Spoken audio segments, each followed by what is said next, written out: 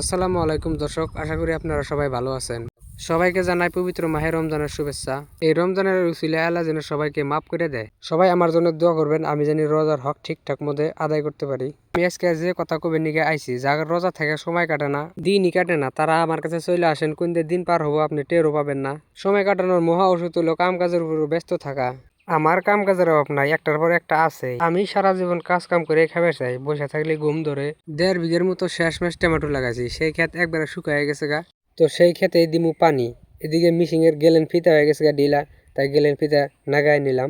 এর আগে খেতে পানি দিয়ে মিশিং এর তেল শুকাইয়ে একবারে বন্ধ হয়ে গেছে গা, তাই মিশিং হাওয়া নিছে, তেল ঢালছি, স্টার্ট হইতেছে না, তাই হাওয়া বাই করে দিয়ে স্টার্ট দিলাম, এখন আবার ঠিক হয়ে গেছে।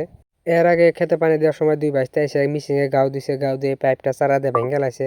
পাইপটা আমি লাগাই দিলাম। এই মিশিং এর সাথে বহুত কতদিন ধরে গোড়র মোটর করতেছি, কিন্তু কাম কি আর ফুরায়, একটার পরে একটা কাম বাইরেই আছে। মোরা কাম করতেছি, মোরা ছাগলে বা নাগাইছে, তারপরে দিয়ে ছাগলের দুইটা পেঁচাই নিয়ে একখানে ফাঁস নিয়ে ব্যবহার করতেছি। 2 দিন আগে পানি দিয়েছিলাম, এর মধ্যে আর কল যাতাও নাই, এই কলে পাম্প গেছে গা, পরে কলটা পাম্প করে নিলাম।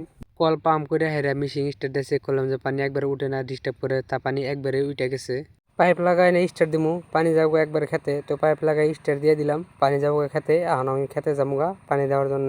এই পাইপ গুলাতে পানি কম যায়, মিশিং এর অল্প প্রেশার পরে, তো মিশিং চালু করে যাবো গা খেতে। আর গরু খালি আমার মিশাই রয়েছে, তার মানে গরু হরা দিবার করতেছে। সকালে এই জায়গায় না খোটা কাটছিলাম, কোনো জায়গায় কিচ্ছু নাই, কোনো জায়গায় ঘাস বস্তু নাই, কে হরা দেওয়ারও কোনো জায়গা নাই, চারিমুরা খালি আবাদ আর আবাদ। তো মিশিং চালু করছি, পানি মনে করেন যে খেতে যায়, খেত ভাইসে যাইতেছে, তাই টমেটোর খেতের মাঝখান দিয়ে আইসে বললাম ডালা পানি দিমু না সিটা পানি দিমু, তাই পাইপের মাথায় এইভাবে চিবিতে ধরে পানি এইভাবে সিটা সিটা পানি দিতেছি।